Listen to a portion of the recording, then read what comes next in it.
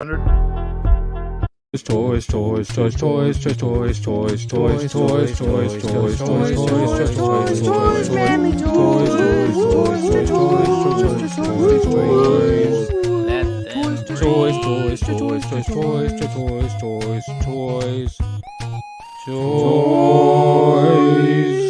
and TV and movies too.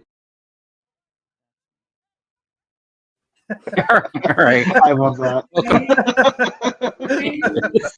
All right, welcome back to the Toy Duo, and you won't know who is here, AI or not. We are going to real. No, I'm AI. Hey, now I'm real. Yeah, so we are going to have a discussion about AI. On the thumbnail, there's a whole bunch of images that I made using the Microsoft Designer. We'll talk about that later. We're going to talk about the breaking news this week with some changes over on the Star Wars Hasbro team, and we're going to talk about what that means. They're going to have a stream on Monday, so we might make some predictions. Got a special new segment of the show that we're going to try out this week. It's a surprise to everybody here because I didn't mention it. And then, of course, we're going to do the hot or not and show you the 4 action figures that were revealed this week. No, I don't know. How many of them were Batmans? There were a few more. Yeah, they were all Batmans. But anyways, let's get rid of this thumbnail. And I just want to go through and say, welcome to Left Coast Graphics there. He also wants to be called Heroes and Villains. Little does he know that somebody owns Heroes and Villains Instagram. Oh, Heroes and Villains San Diego Instagram account. And you'll guess who that why is. they have to add that word San Diego to theirs. I'm hoping somebody comes with a buyout offer for that. There you go. There you go. We got John from Super Awesome Geek Show, and there's his YouTube channel. And there he is over in the corner. He is John AI GBT 6.0. Oh, yep, and I am AI today. I'm AI. Yeah, Rick is Left Coast Rick, Slime Lord, Pin Set Vendor. Is that what it says? I got it. When we see the full name, we'll see it. And then, of course, we got Dino from Geek Strong. He's not here, but he'll probably call in, interrupting the show about halfway through. Yeah, Dandy 1981 right here. He's a bot. Yeah. No, he's a bot today. Oh, he's a bot today? Okay. Dandy bot. Dandy bot. Yeah. Oh, Dandy bot. Okay, yeah, there you go. And then Connor from Fuller's Figures. He was chasing the bus. It was there's a reason why I didn't use that scene. Chasing the bus again. And then Sir Eric Brown, and make sure you go over and subscribe to his YouTube channel to enjoy all of the content that he puts up weekly at the Sir Eric Brown. It's top tier stuff. It's top tier stuff, man. And me and Eric are the only ones who didn't bother changing the name because it is a lot of work to go in there and type in a new name. I had already to go for tomorrow's Jeopardy stream, and I had to change it back from that, not to spoil anyone. It's less work than having a shower, so it's not that bad. Go to a movie. I was going to give you a hard time about that when you were talking about that you would go see every Star Wars movie in the theater, because I was going to say, you have to take a shower. Yeah, get ready and all that. It's just a pain. Say hi to some folks in the chat. We got GeForce Racing has joined us. We got Gerard Kane out there. Paul Morales has joined us again. Dandy is pulling double duty, and he's in the stream. Oh, are we supposed to be in the chat too? Okay. It's totally up to you guys. But anyway, so does anybody here watch Reacher? No. Yeah. Oh, I never heard of that show. It's good. Is it on YouTube? We haven't watched the last episode. Oh, you haven't? Okay, so you should. Oh, there's a last one up. Okay, I gotta watch that too. No, I mean like what? I don't know how many are in this season. Its season finale was this week. Okay. Yeah, I think it's the best show this year right now at this point. Yeah, as long as 2024 has been, it's the best show of 2024 so far. Yeah, it has been. I mean that started in 2023. I'm a big fan. It's like Peacemaker without the dick and fart jokes, really. Yeah. But it's, and you know what? It's actually I all badasses, and I love it. I read a thing this morning. It's number 2 on the Nielsen charts, by the way. Really? Eh? Yeah, that's pretty good who's for a this Nielsen guy? What? Who's this Nielsen guy? You ever seen? Why does he matter? Leslie Nielsen. He said that chocolate company. He charts it. Okay, I didn't know that. Part of why I enjoy it is because it's here's not all 8 episodes or whatever. Like it was something for me to look forward to next Friday, kind of thing. So That's I part of was. why I liked it. It's not the highest budget show. It's not the best, Not the of best anything, acting. but it's generally entertaining and has a lot of. It's fun at the same time without. That last episode, I was no spoilers, Dan, but I thoroughly enjoyed it, and it just felt like it was like nonstop until almost the end. I'll have to watch it. I hope everyone enjoys it like me because I really did enjoy it this year. I've enjoyed it so far. I just haven't watched the last one. I went yesterday afternoon to turn on Monster Monarchy or whatever, and I was like, "Oh, there's not a new episode." Then I realized last week was the season finale. I was going, "I want to see what happened." Yeah, we were talking about this, right? With these like 6-7 episode seasons. And you're like, what? You guys can't do I was this. like, finally, they had giant monsters fighting. Godzilla was battling something else, and the guy fell off the machine. And I'm going, oh, what's going to happen? I was like, I can't wait to watch it. Now I haven't seen the end of Monarch yet, but I was enjoying it. I have to wait.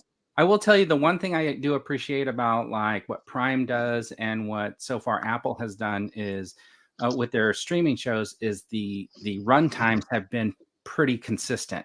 Which is a far cry from what Disney does, where like 1 week you get like a 12-minute episode. Yeah. So I like the fact that they're consistent episodes. So obviously they're written to be like episodes, and they kind of have like a start and a beginning in the episode, which is kind of nice. I mean, at least Reacher felt that way. Like it did carry through, but I didn't like leave the episode going. They just cut it off in the middle of a cliffhanger or something like that. Yeah, no, it was done well that way, and like how they.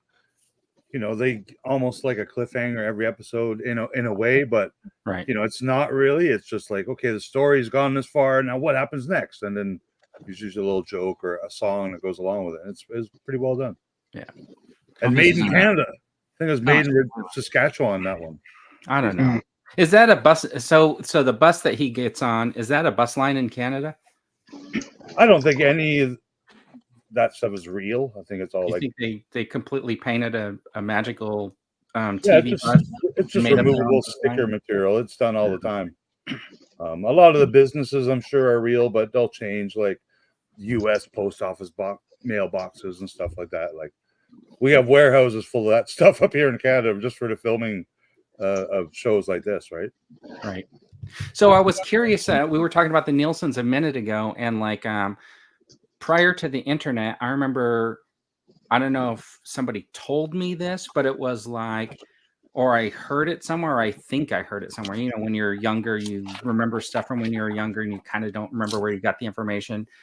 I thought that Nielsen rating system was they go through the states or whatever, and they find all of the families with the last name Nielsen, and they basically like average it out, ask them to join this like thing, and it used to be they would put a box or something in their house, but now I think they just go on the internet and fill out a form, and they just say what they watch. I think it was a mail-in, or like you can subscribe to a letter that comes in the mail, or like a phone thing. Like in the 80s we had dial tone phones where you go beep. You had a dial tone? I still had. No, I didn't have it. I'm just saying. Well, I had all the different kinds of phones. Yeah, I'm that old. But I think that's how it was back in the day. You can volunteer or sign up for it. So, well, you dated yourself last week when you pulled out that iPhone 4 that you claimed was an iPhone 1. Yep. You know why that dated you? Because you had no idea that's probably about only 10 years old technology until you got an iPhone 4. Oh man, the iPhone 4 was badass at the time. 8 megapixels. 8 megapixel. I had the first. Me and my wife, we bought the first camera phones. Those little flips that had the little cameras on them, and they were like, I think not even a megabyte or something, or a megapixel or something like that. And do you have some of those photos still saved, like on a computer somewhere? I have some of those. If I look back in history of my photos, you see like those first 3 photos are like this, and they're super tiny. You can't enlarge them at all. They get all pixelated. Yeah. All right. Speaking of photos, let's talk about the creator spotlight of the week. So we wanted to highlight a creator who's out there doing something a little bit different, doing some action figure photography or something like that. So I found this guy on Instagram, and it is Lolo Gatti Toy Photography. Let me see if I can grab the link really quick. So to confirm, Vernon, this is not AI. This is real. This art. is yeah. Okay. Let's try everyone in the chat. This is real art. This is real. This is a guy who's got an Instagram account and he takes toy pictures of real stuff. And let's see. I'm stalling because I'm trying to get his link. There you go. And then I just pulled a couple of pictures, and these are kind of some an example of some of the pictures he has done. I think they look really cool. I think he's using like probably the air blast to blow the dirt and stuff like that, right? Like a lot of these guys do. But I think overall, I think they look pretty cool. I've looked through his pictures and stuff like that. So, I just followed him. Alf on a motorcycle. That was a pretty badass. There it is. The Alf. I love it. So I like the Alf. Yeah, that's awesome stuff. Here's this thing. He's got about 1,800 people following him. So I think it's pretty cool. And we thought we'd give him a shout out this week. Nice. I do love that Iron Man. That's a great pose. I could never put my Iron Man in that pose because it always looks funny to me. But I wonder if that Black Widow's pose though. No, because remember the very first Iron Man when he flies out to the desert and he lands. No, I know. I think it it's lands just, like that. I think it's the standard superhero landing pose now. Yeah, officially. probably could be. I just need to learn how to pose my action figures. It's just cooler when it's official Scarlett Johansson doing it. Superhero landing. Was Usagi chopping up whip. a Pizza Hut breadstick? It looked like a bread. No, it looks like one of those bananas with like all the sesame seeds or something like that on it. Oh, you know what? It could be a breadstick. Bite? Yeah, because I've never heard of a banana with sesame seeds on it. I'll second that, Rick. It does look like something covered in sesame seeds. Must be. You guys have never heard of the sesame seed covered banana? No. Why would you do that? Bananas Well, when you put it in the tailpipe, just bacon wrap a banana. That's just as bad. You put a banana in my And then tailpipe. sesame seeds banana in the tailpipe. And the old banana. and chili peppers. Yeah. All right. Let's say hi to Jumpy McClunky. That's Clunky. The post says it is a Greek McClunky. sesame ring bread. Sesame ring bread. Oh, that sounds good. Sesame ring. Silver Scratch Production says saying hello, peeps. Yo. Silver.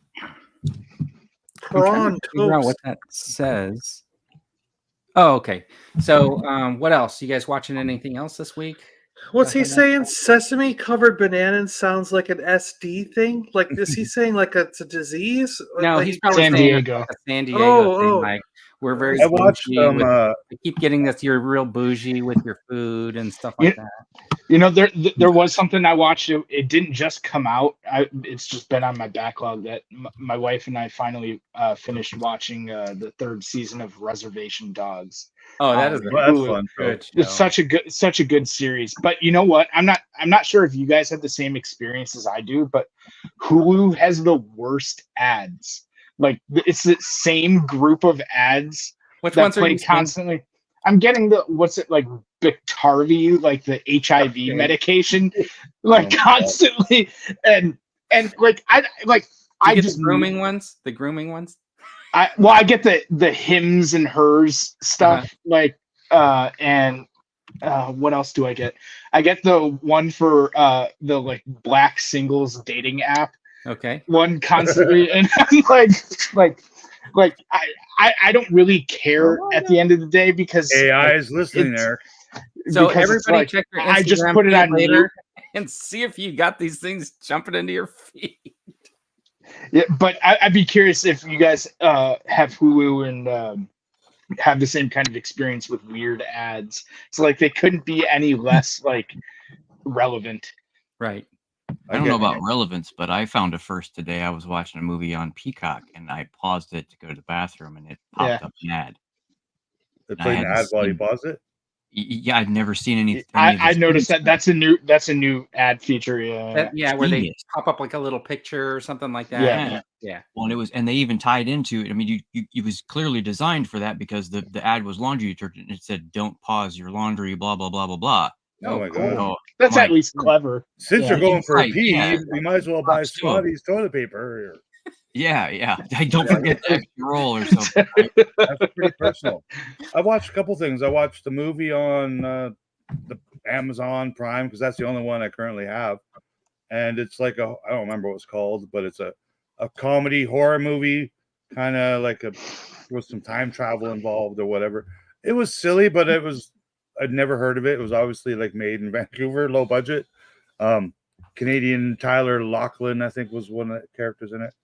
And I watched The Beekeeper, which was actually a really good movie and probably my second favorite Jason Statham movie right now. Wow. The Beekeeper. That's saying a lot. Beekeeper, it's good, man. It's a good one. It's one was So better. this is like just trying to find names and themes for a movie, right? We got the special forces guy who's retired, and to get over his issues, he started raising bees and collecting honey. But then they discovered him living in the backwoods of Montana. It's a little more That's than a that. really It's a little more than that, but you got to watch it to find out what a beekeeper really is. That's a really long name for a movie, Burn. Beekeeper. It ain't No. crank, but it's That whole pretty thing good. he said, man Yeah. lost in the woods, had the thing, it No, got I a was bee. doing the synopsis of the show. Oh, I thought that was the whole title of the movie. I saw the thing for the movie, and I was thinking, okay, here's a story about a guy who was probably former military, who's probably now living off the grid or something like that, and he's raising bees and collecting his own honey on his little farm. And then all of a sudden, these like bad guys come into town. They either key his car and he has to look the other way, and then they beat him up, and then he has to go get him, or they beat up somebody in his family. Then he has to like go dig up his cache of weapons, and then he goes to take them all out. Yeah. I mean, not how close quite, was but I? it doesn't have to do with AI, but it has to do with like fake phone telemarketer scam things. Right. You know, Those are the bad guys, believe it or not. I know you're exaggerating, but I'm pretty sure there was a movie in the last few years that was about an ex-something hitman agent or something that was raising pigs, and somehow he had to reincorporate his. You guys know what I'm talking about? Yeah, like every movie about some. Yeah. Is this, Yeah, but is this like raising John Wick pigs- 2, like 200 or something? Whatever you do, don't Google the Poco pig farmer. And in the movie, to dispose of all the bodies, he threw them into like the little pig corral. The right? pig Yeah, pen, that's they would that's eat the them. point. Yeah. The Old Poco pig farmer is a real Pigs person. would eat them. Yeah. A Canadian serial killer going down history, man. Oh my gosh! And no one's made a movie about it. It's like the nastiest story ever. We had a pig. We had a pig on the farm that tried to eat my mom. What? Yeah, Dad hit it with a shovel to get her out of there. How many before it action ate her. figures do you think that pig ate? You're going to have the ASPCA after you. They eat everything, including They're going to be like bones putting a and- warning on my. Well, eat she would have bones been. and She teeth. would have been disappeared if he didn't hit it with a shovel. That's the only way he could get it away from her. The pig was like 17 feet long and it weighed like 14 tons or something. That was an alligator, John. It was gigantic. If before the end of the stream there's a knock on the door, Not a shark. Why? John, AI GBT 6.0, come to the door. It was All right. pigs. They Anyway. can't knock on the door. We painted it. It's got fresh paint. Oh, but if they there's no way to get in through the sliding glass door unless they were going 151 miles per hour. No, 251. Oh, 250. It's rated for 250. Yeah. No, we need to go get it 88. All right. So Sonny's gonna watch the replay. He's just wanted to say hello and have fun, everybody. Hey, Sonny, Sunny on the replay only. are you All right. watching Jeopardy tomorrow, Sonny? We need your expertise for the answers to the questions. Jeopardy. You weren't there last week. So Toy Jeopardy on Super Awesome Geek Show's channel. What time is that going to be tomorrow? 1 p.m. Eastern, so 10 a.m. Pacific. And I think that's 6 p.m. UK. These two guys at the bottom are playing, Eric and Riff Coast Rick. Oh. Anybody want to brag yet? No, I'm getting smoked because like most of the topics are. You don't a watch bit boxing, older do you? than me. You don't watch boxing where the two boxers get on stage. They never say, "I'm going to get taken out in the first round." No, that's okay. Eric That's will get not how all the trash I'm Power being- Ranger and Ninja Turtle questions. I'm going to be knocked out in 3 seconds. That's not how trash talking works. I feel good about like Star Wars, and that's about it. There's some good Star Wars categories. Because the thing is, I originally knew that it was going to be Stu, Steve-O, and Eric, but Steve-O can't make it. Something came up, so Rick has agreed to take his place because Rick did want to play. And then so there was a few Star Wars questions because I knew that 3 Star Wars people were going to be on, and it falls in. I mean, Rick will know that stuff too, so it'll be all right. All right, Nice. All right, we'll see.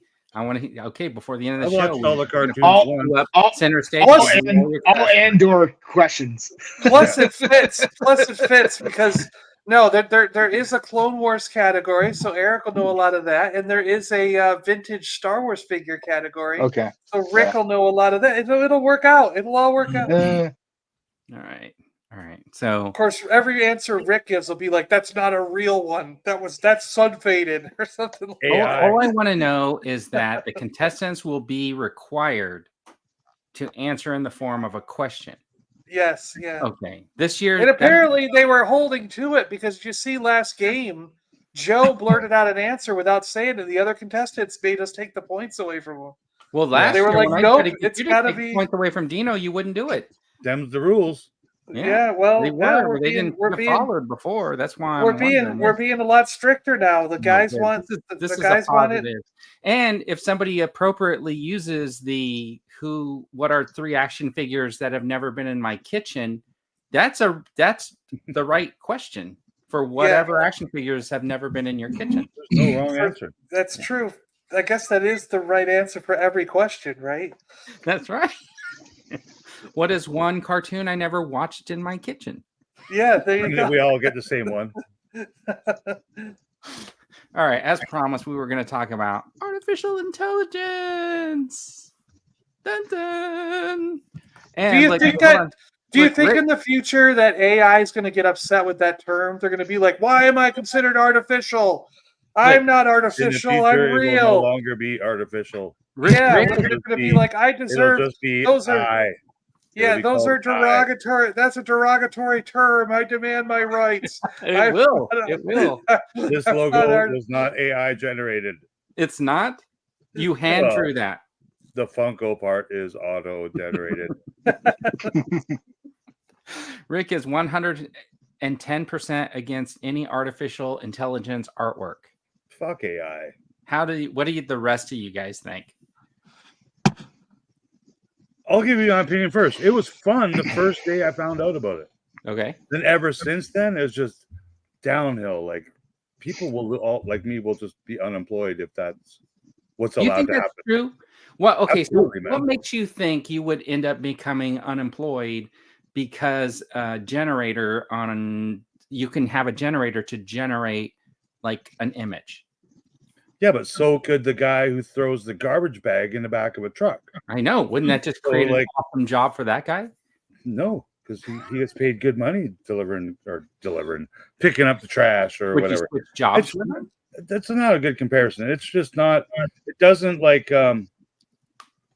make me want to be a graphic designer guy. You know, like I mean, does it maturing. So you're saying like seeing the artwork that comes out of an AI generator kind of takes some of the fizzle out of how hard you work on something? No, because the stuff that you've been using is the stuff that's the unlicensed stuff that you can't use to profit from or, make money or you couldn't use any of those and put it on a greeting card and then sell those for $1 at the flea market. Like that would actually be illegal.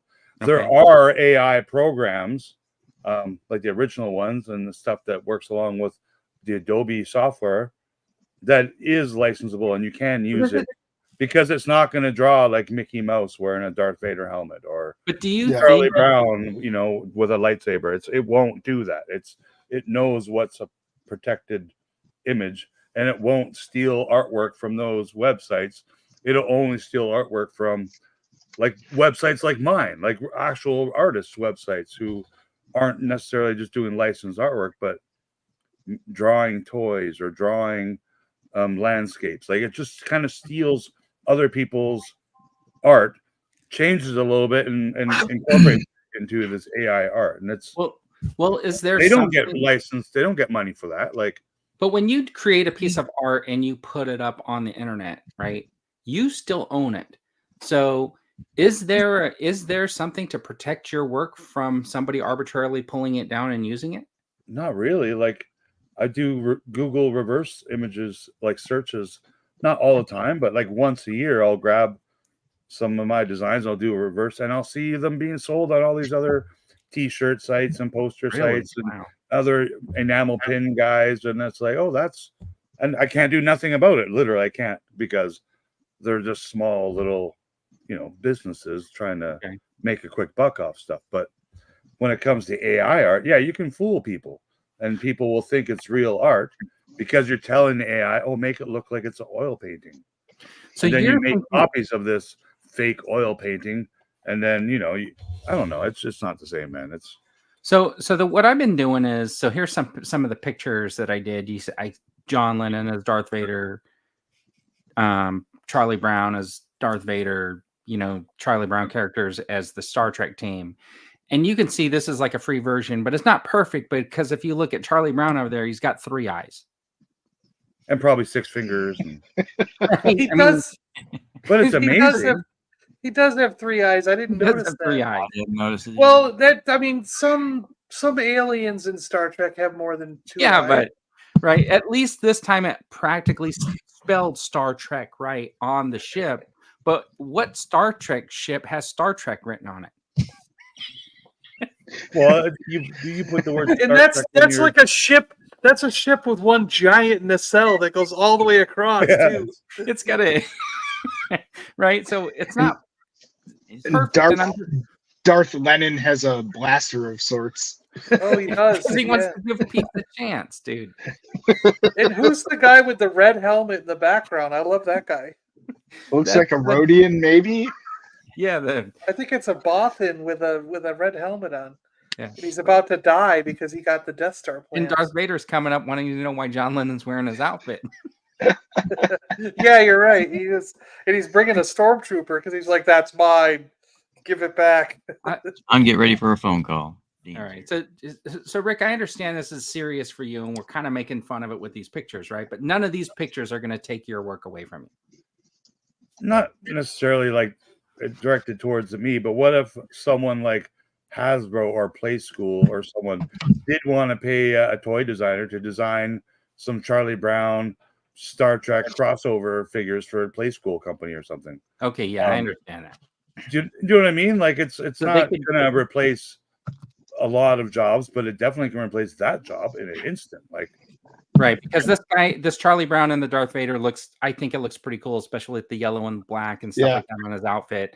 And I think if there was like a designer going, hey, just clicking the button, generate, and then the image pops up that he's super interested in, they can totally then take that and but I get it as I think how I could appreciate it. It would if I used it for an inspiration tool, but yes, but I don't want to use the word scared. I won't do it. I refuse to do it. I don't.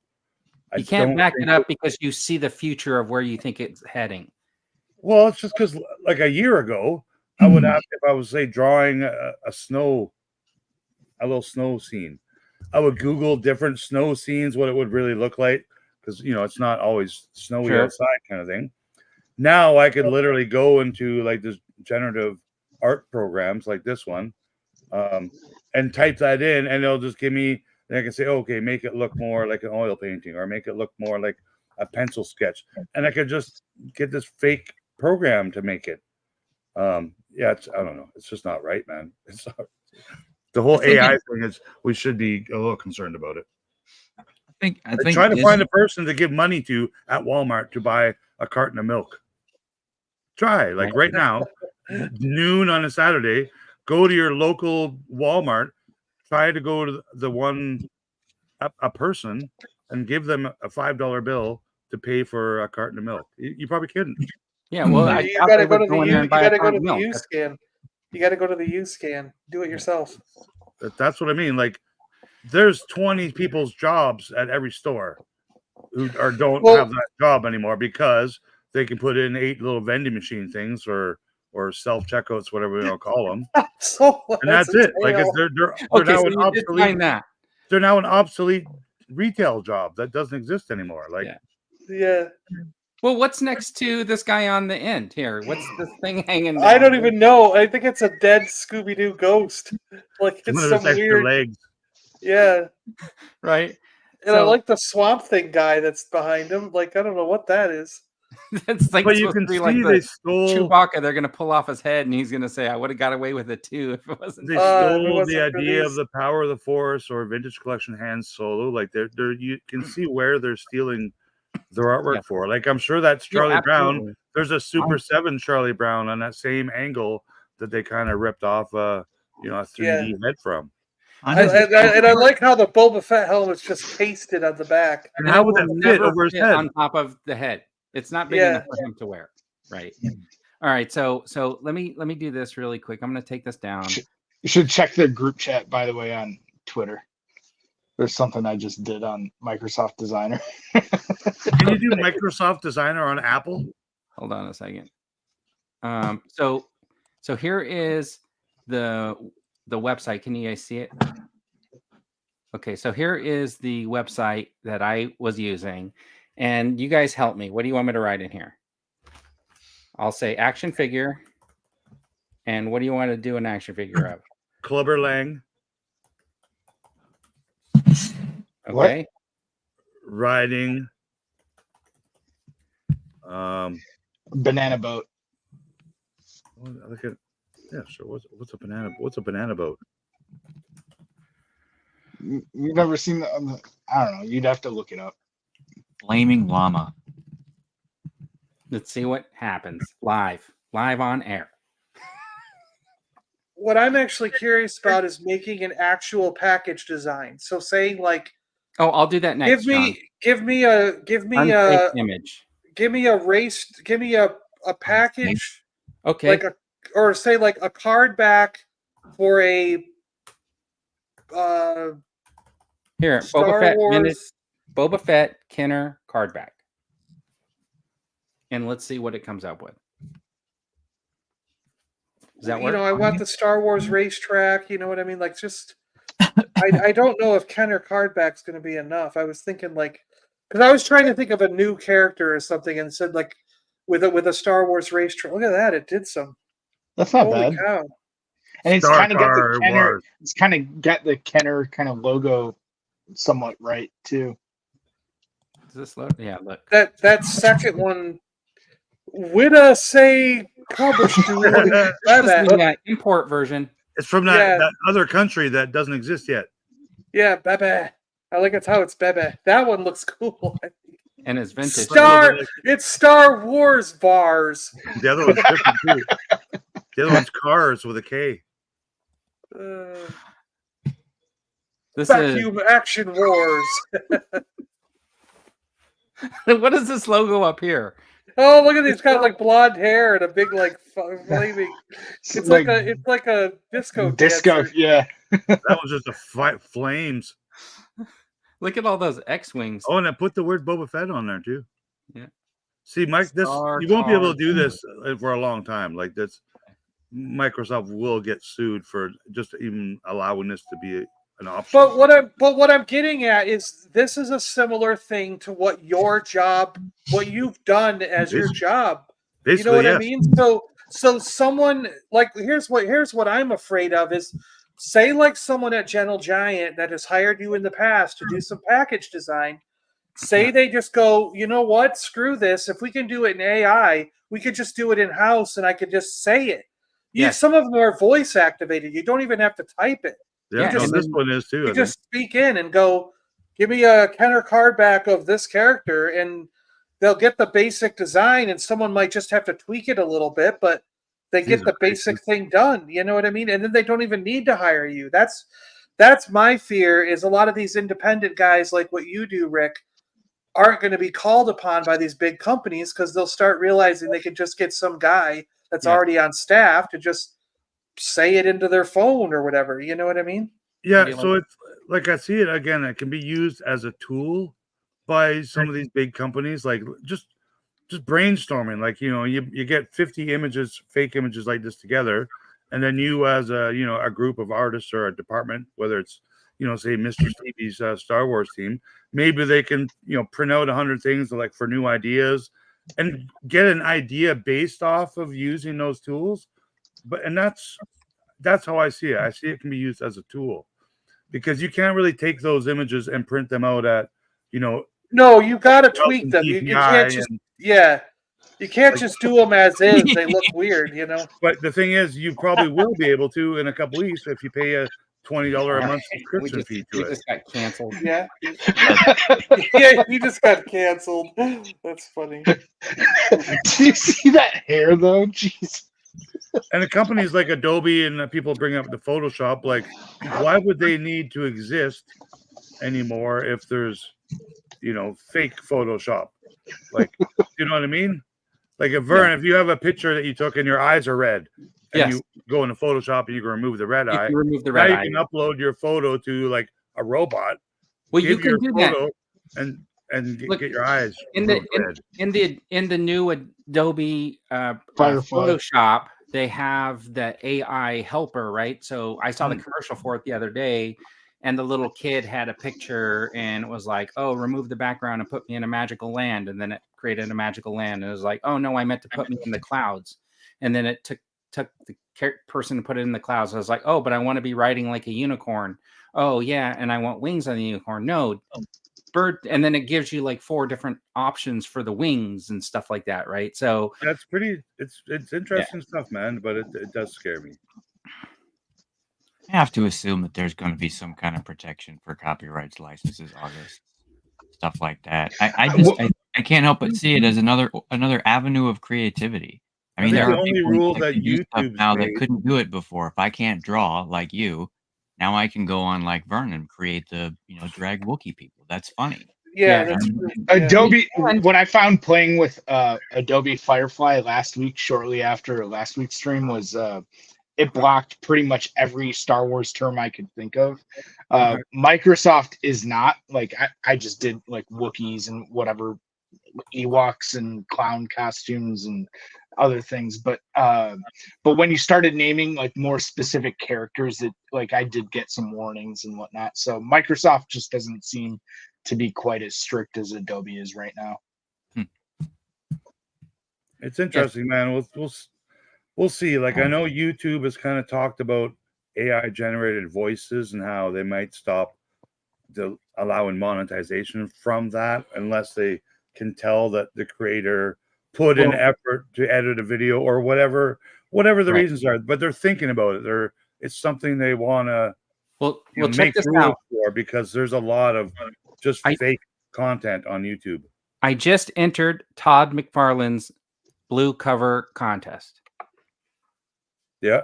Right? Week 2 was the gunslinger. So basically, I could have wrote that in, taken this image, put it over on his blue sheet, resaved it as the PDF or whatever he wanted, and submitted it and posted it to Instagram or something. And I did not have to draw anything. I just wrote 4 words. But that's a picture that already exists, right? I would say Todd wouldn't accept that. What would he know? I think he would know, because he would look at it and go, hey, that's my artwork. Yeah. They just mirrored it. He didn't draw this. But it literally is just taking his artwork and like making something mirrored, or one hand up instead of one hand up. They're stealing from real artwork. They're not just. They are. Yeah, they're not just creating it out of the blue. Matrix things. But I mean, I doubt that this. That's why Adobe Firefly is different, because its library to get from is just whatever Adobe makes. So whether it's clouds or horses or flowers, it's only what Adobe knows is free license. Where this one, it just goes to Google. It literally just goes to Google and types in those words you typed in, finds images, and just mashes them together. That's why it takes 3 seconds. Or you think that the Microsoft is using Google because, or you think it's what does Microsoft have? Ask Jeeves, whatever their own personal. Bing. So it's probably using Bing. So you think what it's doing? It's taking like multiple images of that Spawn gunslinger and kind of mashing them together to create that image. That is exactly what it is. Okay. Well, and I would say it takes from as many images as it possibly can. Like, the more images out there are, like now with 3D printers and people that 3D sculpt stuff, there's so many pictures on the internet of people that, like, say maybe 3D sculpted an Incredible Hulk, but they don't work for a toy company, or they don't 3D print. They just designed it. It's what they do. They're much like a painter or a pencil drawer. And it's somewhere there. It's on Pinterest, or it's on Facebook and it can find all of those kind of different images, whether they're JPEGs or PNGs or animated GIFs or memes. It's a weird thing, man. Like just look at us. If we type in Google something, even if you make it up, like Mr. T riding a yellow feathered woodpecker, an image will probably pop up. Literally, like there probably is an image of that someone drew or painted, and it'll get to the point. Guaranteed, someone will have made that in AI at some point and shared it on Twitter or somewhere. And it's like all those images you've been posting over 2 weeks. I want to tell you a funny story. Those are forever on the internet now. Yeah, let me tell you a funny story about this, Rick. Like, so, I was posting some pictures that I took, and I'm just going to pretend like my pictures aren't really crappy pictures. So let's say I took a couple pictures that I was kind of proud of, put them up on Twitter. They got 0 traction. I saw 50 people saw it, but no retweets, nothing like that. But then I went to this AI thing. I made 4 pictures, and within an hour, hundreds of people had seen them. It's a really weird thing, to between the two. It's still a new thing, right? It's still if we asked our parents about it, they might not even know about it yet, right? Like we're on the internet a little more than maybe our parents or some people in a different generation. But it's still a new thing, and that's why there has to be rules and stuff. I think. I think you're right. In some ways, though, I mean, it's got to. I mean, the AI has to actually stay with you, though, because I mean, when I was doing some of the images and the AI was chatting back and forth with me, it eventually broke up with me. Did you watch? Did you watch my live stream that when I was making some? I was asking it questions and asking it to make up new toy lines based on 80s things. You're a nerd. And eventually, it kept bringing up the Transformers and robots. Uh-huh. And I said to the AI, I said, "Are you bringing up robots all the time just because you're an AI?" And she goes, "Me being an AI has nothing to do with my love of Transformers and robots. I think we've had enough talk and conversation." And it just hung up on me. Everybody in the chat's it broke up with John. The AI just broke up with him. You had a difference of opinion over Transformers. I got dumped by an AI. Went on a shift change for the next AI person. What if AI is all fake? Story. I mean, what if it's all fake and it's just a bunch of people in China, really quickly doing it? They're really drawing the picture. That's why that line takes so long. No such thing as AI. It's a slave workshop in China somewhere. Oh my God. AI doesn't really work right now. It's a bunch of kids in China. Yeah. I see your point, Rick. So this is kind of what the actors were striking about in a way was their image has been taken. And then they're trying to protect the reuse of their image from an AI just taking their image and generating an artificial audience. A deep fake or something. It was a new section to add to their contracts and stuff for sure, because it's such a new thing that could be used in the industry. If you look, there's some AI videos out there. They're not too great. They all have 6 fingers, and you can tell it's fake. Yeah. But when it comes to the AI and just still imagery, it's scary. Just to say a beautiful woman, for example. Now there's millions of fake beautiful women. There's YouTube videos with that have stuff millions of followers, and they tweet 10 times a day. There's a company making $30,000 a month over an AI person. Yes, and they're not real. They're just a blonde hot person in a bikini behind a black door. Boom.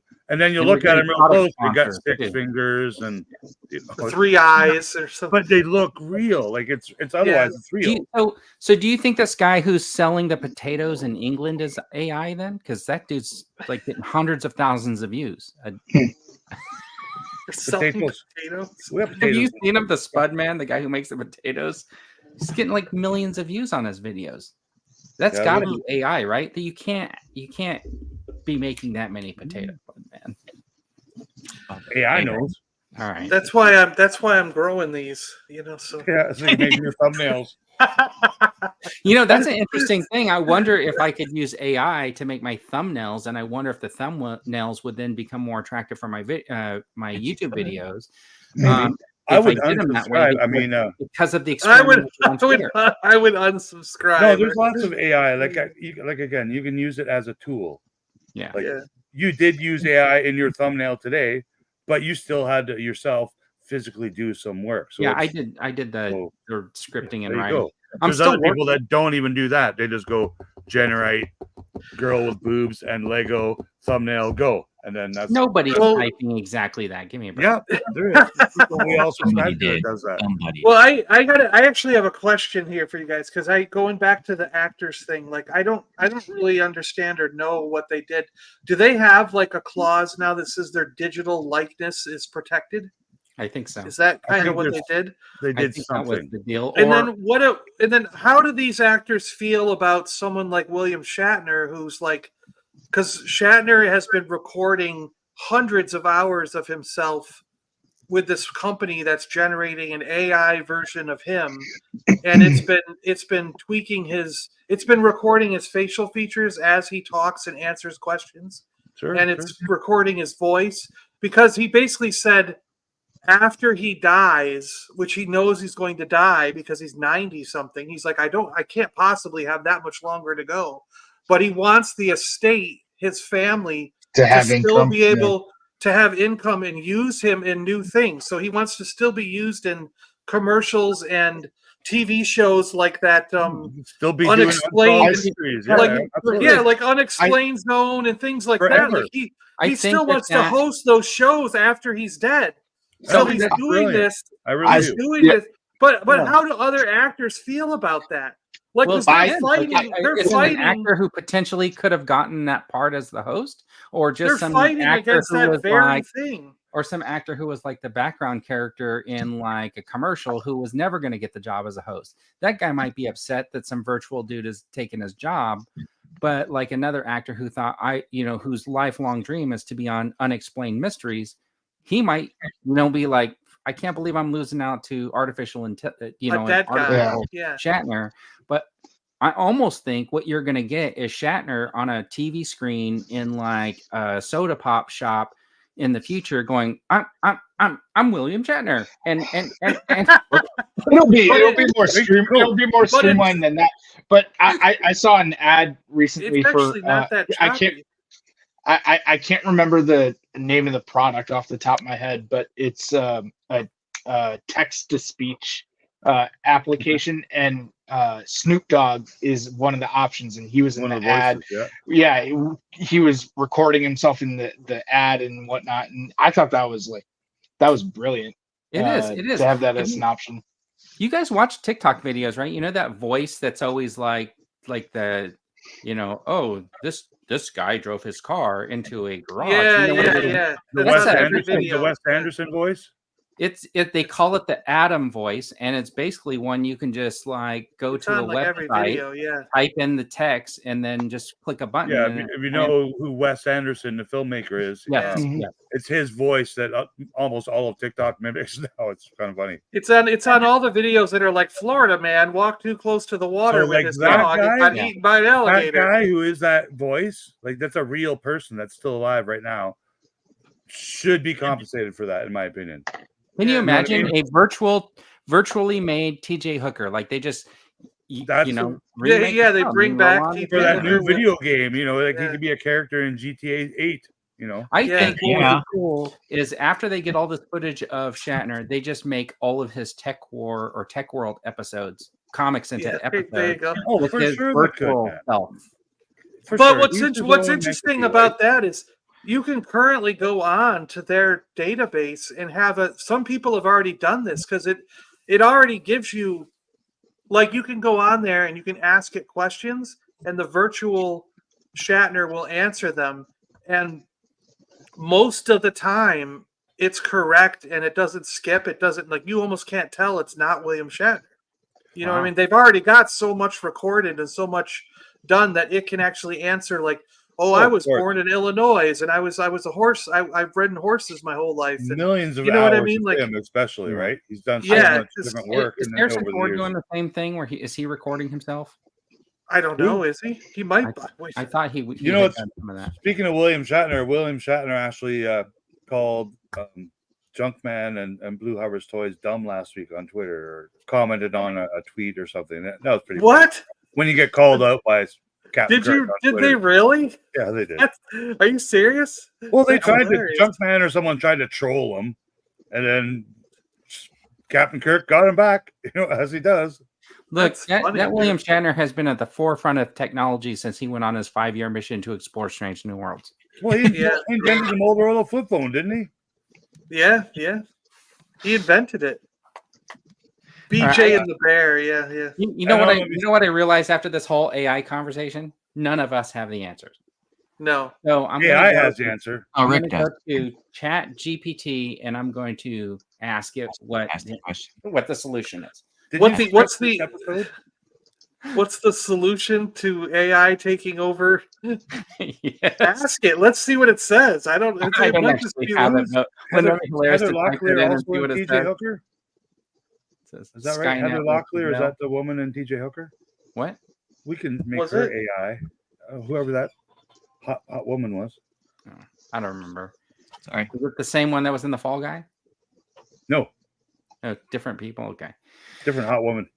All right. So I got a. So do you guys have anything else you want to ramble on about AI so it knows how to find you?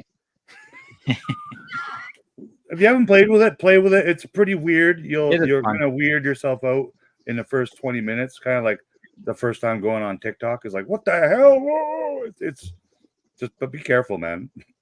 Don't be uploading photos of yourself and stuff. This is the website that I was just on, putting that in the chat. It's image creator, Microsoft designer, and I think it used to be part of the Bing. But anyways, I want to do something a little bit different. I know Dan's going to probably have to jam pretty soon, but maybe he can take part in a little bit. This is called Flashback to 1985. Now, no use of the internet. Do not use the internet. For those of you watching the show, the only internet you can use is to watch the show. So Eric, -4. That is not the right way to write flashback to 1985. 2. Yeah.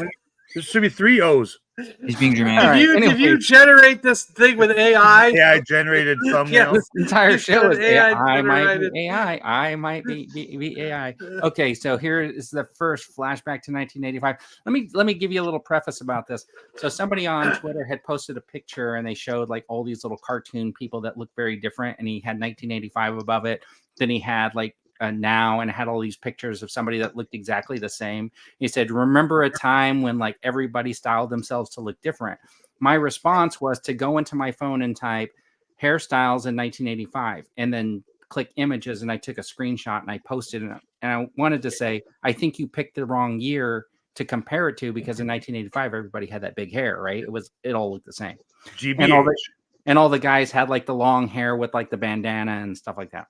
Oh, I had the long hair, but not the bandana. Yeah. I was thinking about 1985 when this happened, and I have a couple of questions for everybody. So name one of the top 5 grossing movies in 1985. What the hell? No one's gonna know that. Come on. A Ghostbuster movie? So No. you're saying one of the Ghostbusters you think is one of the No. top 5 in 1985? No. What came out? Back to the Future? Okay. You think Yeah, Back to the Future, I think, was 85. Okay. So John's Um, got a Back to the Future. Jet Back to the Future. Anybody else have any guesses? Anybody in the chat? What is Back to the Future? What? Was Aliens? What year was Aliens? It was 85. What is Wasn't Porky? it? Are you looking it up? No, I'm just Okay. guessing what I was doing in 1985. Eric's trying to think like, this is about 17 years before I was born. 2 years. Was it made in Canada, Vern? Gap is saying Beverly Hills Cop. Do you guys think that was That's a 1985? good, yeah. Good guess. Good guess. That's a good guess. All right. And you guys think those two were like top grossing? What? Turner and Hooch. Beverly Hills Cop. Turner and Hooch. Tom Hanks in Big. Remember, we're one of the top 5 grossing movies. Gap is also throwing out Rambo, maybe. I'm trying Was to think Rambo like 1985? which John Hughes movie came out in '85. There had to have been one. There had to have 16 been one. Candles. Breakfast Right, Club. yeah. All right. All right. What were those? Were they big money makers? I don't know. Yeah. All right. You guys ready? You want to see them? You want to see them? Yeah, let's see Let's them. do it. All right. The top 5 movies were Back to the Future, Beverly Hills Cop, Jeez. Rambo First Blood Part 2, Rocky 4, and Cocoon. Cocoon with the old guys that had sex with the cocoons Yeah, it in was the pool. one of the top 5 grossing movies of the year. Is that And crazy? 2 of those top 5 movies were made here. Yeah. In where? In the Canada. United States. Okay. British Columbia, Okay, Canada. all right. One was made in Beverly Hills. Rocky 4 was made here, and Rambo was made here. All right. My mom is in Rocky 4, and my late uncle. All right. Your mom. That's your Can't 1985 really see history. them. They're one of thousands of people in the fake Russian stadium. Oh, that's pretty cool. You ever go out there and run Your around? mom. All right. I thought so- the Russian was Rocky 3. okay, so Rocky 4. All right. what movie won for Best Picture in 1985? Well, it had to be one of those 5, right? Yeah. No, Does it have to no. be? Those were the Sure. top 5 grossing movies of the year. Then why wouldn't they win Best Picture if that many people liked them? because that's not how it works. It's probably like African Queen or some dumb thing. I've like never heard of that movie. What is Cocoon for 500? So Jonathan's saying if I go by IMDb, the list is wrong. I did not go by IMDb. I went by Wikipedia Ask Jeeves. because you know that, and I used a little AI. AI generated questions and answers. So the Best Picture in 1985. Anybody? Nobody has a guess. Not one person. Terms of endearment. I don't Okay. know. I think Cocoon. I think whoever said Cocoon. Cocoon. Okay, so we got Cocoon. Joseph Bett is saying E.T.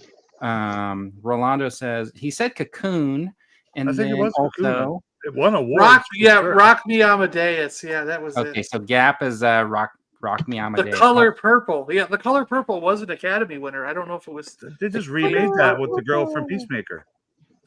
And wasn't Oprah in it again? Oprah. Probably. I think it's. Yeah. All right, you guys ready? Ready? Anybody?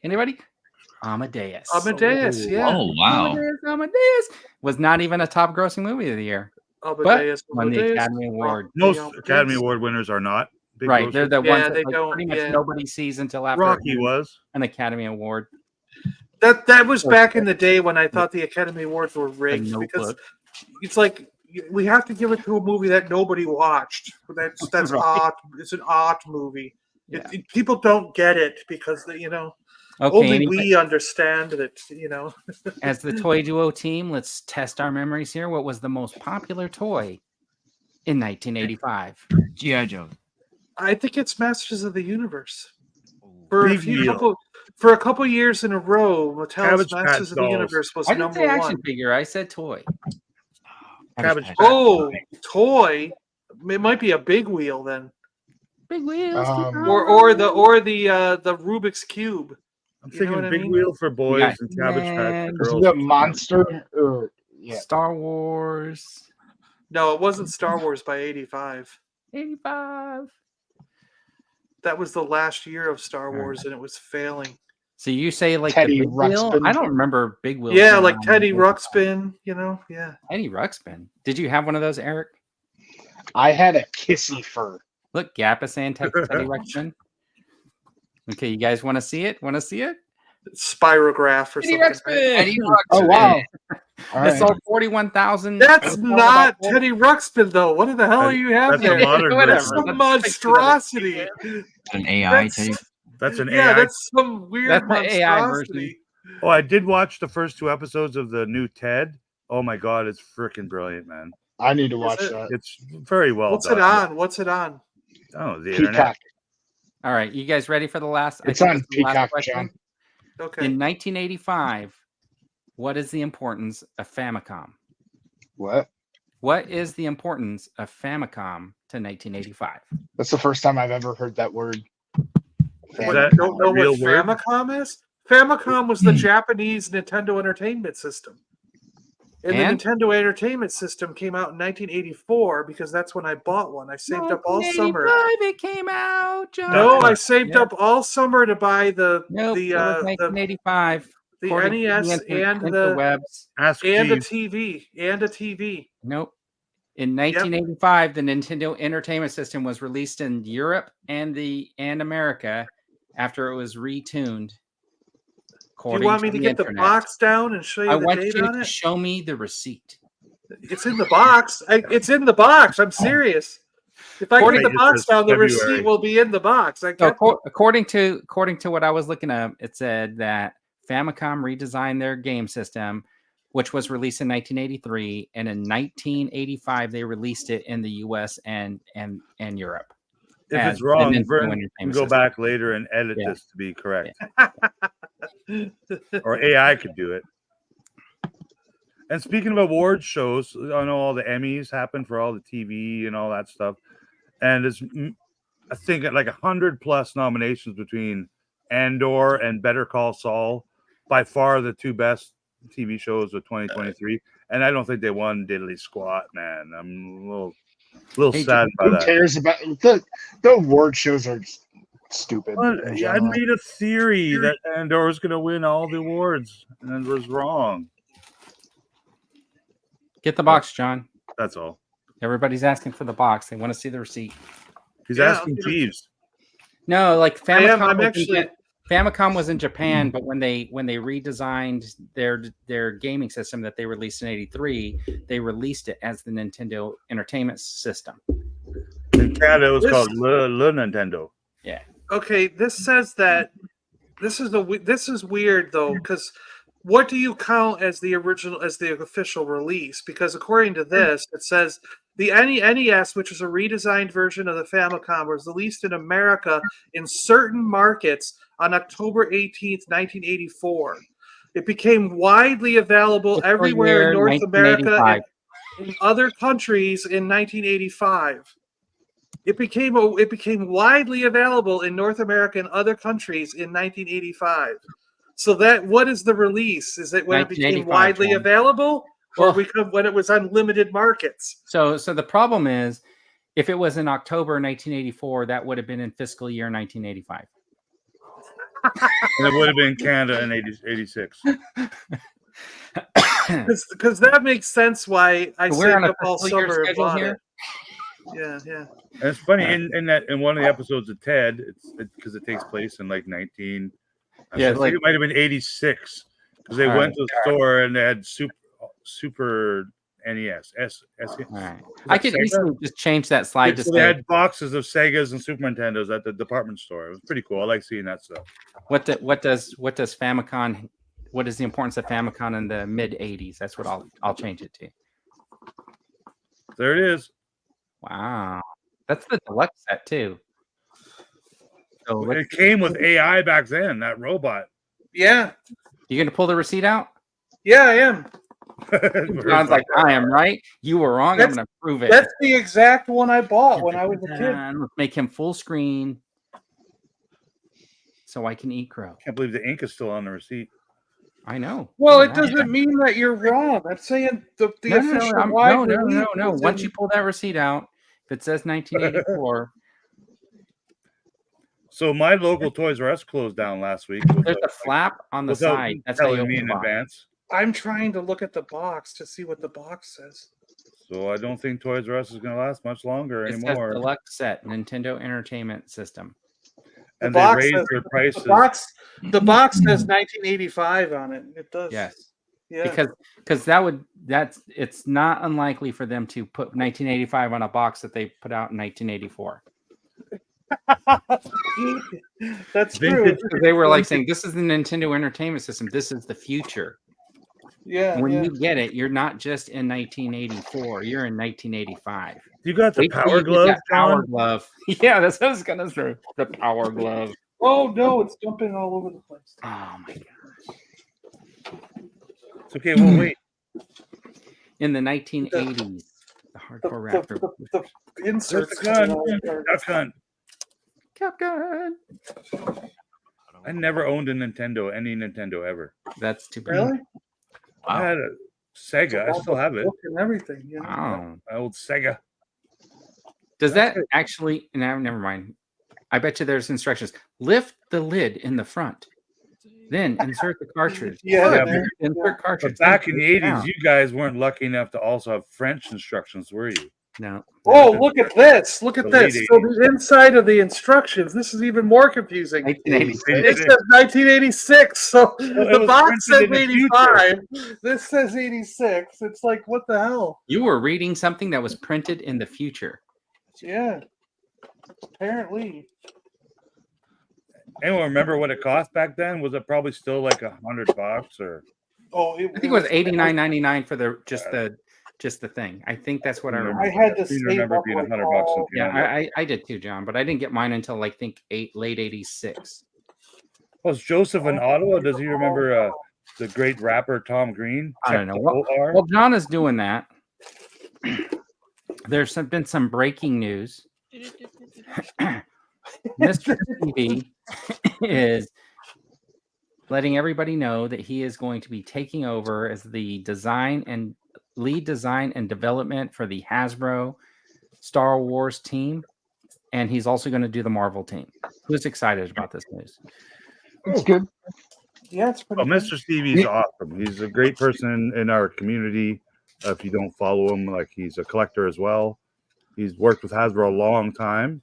He's previously worked with the Star Wars team as the same title. And he's only going to bring. No one should be disappointed with a little bit of a move like this, because there's some kind of shuffle going on. But I'm extremely excited. It can only mean one thing, that Hammerhead's coming. More retros are coming. I'm sure, absolutely will be retro. happy. But do you think that he'll want to maybe bring some OG kind of characters back into the Black Series line? Some ones that we didn't get. I don't see him changing a lot. I see he's just going to help them along again. And, what he's done in the past, he did work on some, bringing the vintage collection back when it was gone for a while. And he kind of was around when the new retro collection came out. So he's a big part of the 3.75-inch community for sure. So I think that's good, because that means hopefully that line will continue, that size of figures. But the 6-inch collectors are a new big thing, and they're not going to stop making the figures. Well, no, that's not what I mean. I'm saying, do you think that for Black Series collectors, do you think we have more of an opportunity now? Because I think from seeing him on his Instagram and stuff like that, he seems really in tune to like the characters that kind of built Star Wars. So I'm wondering, can we look forward? You think he's going to be pushing hey, let's put Lobot into the line. Let's put, you'd hope, but from what I've seen about him, and by the way, I just discovered his YouTube channel, and I highly recommend checking out his YouTube channel. He does these 10-minute kind of ish long videos, showing his collection and talking about different topics, trying to get a job in the toy industry and whatnot. But from what I can see, the guy's totally genuine and whatnot, and he's definitely one of us. The only thing I can think of is, if we don't get that, what you just described for him, getting some of the kind of classic characters we'd want in the Black Series, and seeing other things happen across TVC and retros, right? Is Lucasfilm has too much control over the pipeline, for right? Sure. Right. I would agree, right? If under his direction and kind of leadership, things don't kind of shift in certain directions, you have to believe that Lucasfilm has too much control. They have a lot of control. Steve's background is much like what my artwork, what I do. He's a graphic designer originally, and he worked into package design and a lot of that stuff. And so there is people that do that stuff, whether they work in-house at Hasbro or they're similar to me. They're subcontract some stuff out. He's just it doesn't mean they're going to be changing a lot of stuff.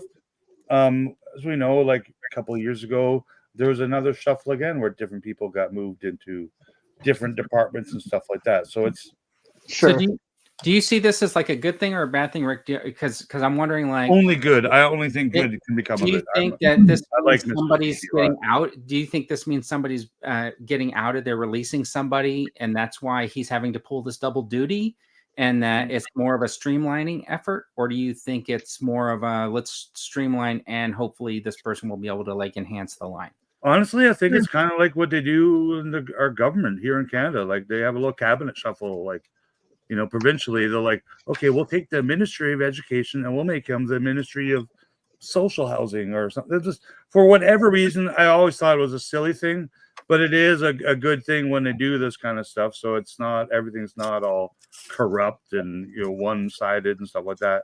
And in this industry too, we've seen different people go from designing Marvel figures to designing board games to designing, you know, oh, we're bringing back My Little Pony or something. We need, so they don't always have a choice, like, and it just happens to be that Steve is a fan of the properties he's always worked on. Whether it's, I think James Bond Jr. was something he talks about, a toy line he worked on, and he's very proud of, right? Really? And then the Valaverse guy, you'll hear about some of the toys he worked on before he got to design like some Marvel Legends figures. So, you know, you don't always get to choose. You may get the same salary and job duties, but maybe they move people from the Star Wars team to the Marvel team, or you never know, man. I'm sure we'll hear more about it. I'm sure Stevie will be part of this next Hasbro fan stream. Well, that's and I predict lots of cool stuff. Well, that's pipelines. So Monday, right, or the 23rd at of course 11, 10, 8, 9, 10, 8 o'clock in the morning. I won't be watching because I'll be busy doing Sleeping. important stuff, like working. But yeah. What's your predictions? I predict they'll film it Monday, and then they'll play it on Tuesday. So you don't think it'll be live? They don't do them live anymore. But do you think that if he's taking over, he'll want to do a live? I don't think it's up to him. I don't think he hasn't been on the Legends ones recently. I'm hoping. I don't know. I'm just hoping he'll be part of it because he is part of the social media. He's a social media aspect, an influencer. We'll just call him an influencer because that's a safe word. 100%. But they made that. He might not be part of it at all. He might not be part of it at all. I think they made the announcement. I think he should totally be in on it to introduce himself and to talk about kind of what he wants to do. Where he sees and the line, and to provide input to give fans like the idea that to start getting excited about it. On one of the social posts I saw, it was like, I guess it doesn't rule out including him in the process, but they did say it was specifically Jing, Chris, Eric, and what's her name from TVC, and Emily. Yeah. I don't think any of those people are leaving. I think they just added. I think they kind of added this spot to the Star Wars team because he was already doing this for the Marvel team. Okay, so I think they just kind of are just to give the Star Wars team a little. Well, there was that one woman. There was Chris's boss, right? The blonde-haired woman. I can't remember her name. Because Steve is on like the design side, right? Yeah. So it would be in that kind of org. I mean, I have no inside information, but I wonder if she's still around or if she just reports to Steve now, or what the deal is. I think they all report to Steve now, where they might have just reported to. I think Val girl is more the marketing leader of the team. So when they do these, I think her name's Val, the Asian girl. Jing. Well, okay, maybe that was her second name or something. I think she's the leader of the marketing side of the team. You just got canceled. Jing, I think, still reports to like Patrick or something. Yes, everybody's names who you do know and the ones you don't. How the heck do you people know who reports to who at Hasbro? Well, because they've said it, right? Like, and you can infer based on their job title and like they work on Star Wars or whatever, right? Like there's a reporting structure in place. See, I always just thought that like Patrick was the PR guy. He wasn't actually in No. charge of anything. He's like the marketing director or something. I think Yeah, that's but what that means he's a PR guy. Dissect the statement. Does that mean like if they all the ones that got fired stood on a scale together, they would weigh tons? Oh, they weighed Wait, they what? weigh more than the Earth itself. would it be a metric? They ton, would. though? They couldn't all ride the elevator at the same time because it would exceed the maximum weight limit. Yeah, they would. They had to take In turns leaving Hasbro. They couldn't leave at once. In If any anything, case, like if anyone is losing a job out of this, Yeah, that it sucks. might be. It's not going to be the people that we kind of know about, but it might be some people who work in the actual design team in house, or But you don't people really that, know who they are because they are using a little more subcontracting to outside sources now, much like some of their competition is. So Sure, like I think that's part of it. Joe or Jill test painter, the person who goes in there and paints up some of the arms or something like that. Those people aren't going anywhere. Those people are needed. Yeah. But I mean, Yeah, but I mean, like if they have if they have five different if people, they have 5 of them, 2 of them might. that's right. If they have 5 people 3D designing Star Wars and GI Joe figures, Right. maybe they're gonna. Then they got rid of 4 of them because they realized they could just go to Microsoft Designer. AI. AI. Hey man, it's I was waiting for that to come out. in general, it seems like good news. Though. 1987. I think only good can come of it for sure. I'm a huge fan I'm- of this movie, as you all know. I'm gonna say that I was wrong, and I think it was 85. I must have saved up all summer of 85 to buy the Nintendo. All right. And I'm That's going to what say I was wrong, John. I think you totally got it the day it came out in the limited market. You were the first in 1984. America with one. Because like I know And, I know and that somehow one of- bought a book that wasn't printed until 1986. Yeah, exactly. But I mean, I know that some of these.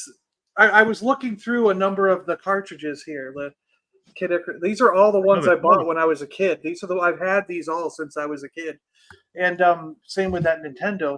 And I know that one of these I've run across it when I was going through and looking at my cartridges, and every once in a while I play them all to make sure they still work. And I found all the receipts stuffed in one of these boxes, and like just to give you an idea, unfortunately it's none of the ones I pulled out right here, so it's a different one. But just to give you an idea, like I kept everything. I've got the cartridge. Like every one of these things has the insert thing. Have you blown on it? It's got the booklets, That's a thing, right? all the maps, and it even still has all the advertising cards and crap that were in these things. I'm pulling You know a what I mean? dandy. Like I never got rid of anything that's in these. They even still have the all the foam spacer things in them. Wow. That is wow. You know what I mean? Like Fancy. I don't know why I was so meticulous as a kid, but I just kept. You know, Dan has all the foam pieces from his original games also, but they're just built into dioramas. I just used them all. Yeah. I've used them all to make dioramas. Yeah. But I know that I've run across them when I was playing them. Just that I found one or two of the cartridges that had like a bunch of receipts shoved in it. So I thought that I had the receipts in each box. But I think what must happen is I must have put them all in 1 or 2 boxes to save them. Because I was shocked that some of the games, even back then, were $60, $70, and I didn't remember that. And I was like, so have games stayed the same price forever? Like, I think Final Fantasy was like a $60 or $70 game when it came out. Gosh, that is I do crazy. remember that. Can't believe you spent that much money. So, are you going to ask any predictions for the Hasbro Star Wars stream? Have we got to that section of our show yet? Oh yeah, I mean, do you guys have any? Well, that's predictions? he was. Well, Anybody in the chat have there's any some predictions of what we're gonna get. I have a There's some couple. of the pipeline stuff like the Droidica, right? That's big on droid, the yeah. cards. Yeah. What else? Maybe Kiadi Mundi. Maybe we finally see him. See some One- real one pictures hundred- The now? Jedi known as Kiada Yeah, good call, Eric. I Monday. think we'll see both of those. Usually we'll see- 100% pipeline reveal for a clone trooper. Yeah, There you I go. think. I'm Well, no, safe to didn't say- Yakface and- share something? And Yeah. pipeline reveal for Another Darth Vader. Mace Windu. I think we're gonna see 20th anniversary for episode Animated? 2 Yeah. is coming up. So we're gonna see stuff for episode 2 for later in this year, I believe, if they announce it soon or not. But it's also the 20th anniversary of Shadows of the Empire. Ooh. So I do think they're gonna make some Black Series. Prince Caesar. Yeah, I think they're gonna make some Black Series. Luke purple Skywalker cards in the red stormtrooper outfit. Celebrate. I don't. Yeah. I'm saying this because Pablo Hidalgo, whatever the frick his name is, made a tweet a couple weeks ago mentioning that you want to ask AI 24 was 20th anniversary of Shadows of the Empire. I just think that means something to Star Wars, and it would be you know what they're gonna do? Yeah, silly if Hasbro didn't make some toys based on it. Yeah, Rick's right, because here's what happened. Boba Fett, IG-88, and Princess Leia Bausch were all in Shadows of the Empire. Yep. And they've got those 3 figures already done, so they're gonna put them on purple card backs. Make Chewbacca with a new head and make him a Snuba character. And then they're gonna do they're gonna make Rendor. just like Dash Rendor and Prince Zizor. Yeah, that's it. All of those are going to be pipeline reveals because they don't have any images of those figures. You never know. Well, you never know. They have IG-88. And I also predict a retro wave of Star Wars that includes Hammerhead. And I'm positive they're going to eventually make a play set, even if it's just cardboard. It's going to happen in the retros. For the retros? Yeah. We got to get Snaggletooth then. Also. If it's not a big this is what I think, though. If they make a play set, Rick, I think it will be a vintage collection play set.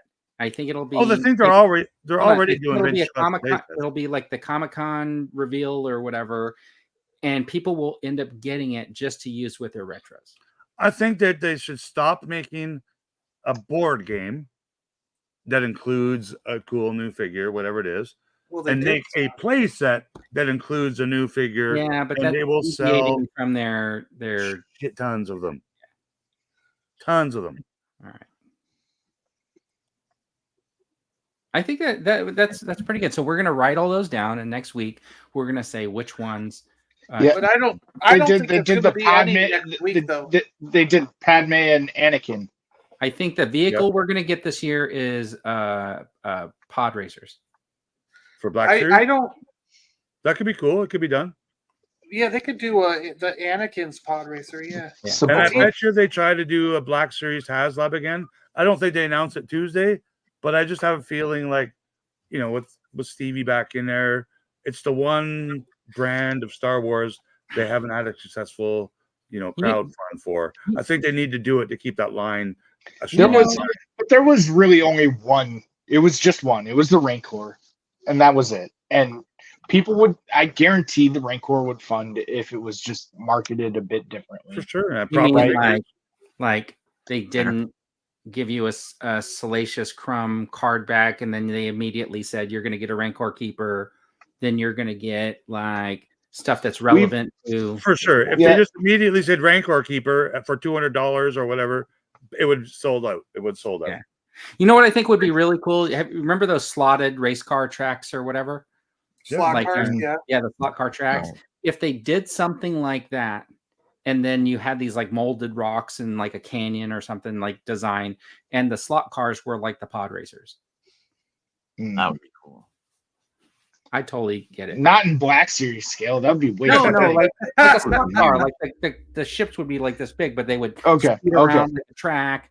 And then it looked like it was going through. I'm surprised Lego didn't do something like that. Really they have mechanics in there. Yeah, they got they now have those track things that go around. Yeah. And Vern, I was gonna say you should reach out to Steve Evans and ask him on a show one Sunday. I can definitely ask him, but if don't forget to mention you're part of the #1 toy podcast. If you guys, you're the one with the connection, Rick. You've had. Well, I know if I asked him, he would definitely give me a fair answer or whatever. But I mean, I'm just saying you should do it. But I think I've asked other people, and like I know I sit in there like little Instagram purgatory. I'm not that big. You know what was funny? You want to hear something really strange and funny? So when I was doing my podcast when I lived in Seattle, I was getting a lot of voice actors and comic book writers and artists like on the show to do little even if it was just 5 or 10 minutes, they'd pop on and talk for a little bit. Yeah. But when I moved to Florida, even some of the same people I talked to before, I asked them to come on, and I got a number of people who responded saying, it was cool when you were a Seattle podcast, but now that you're a Florida podcast, I don't want to come on.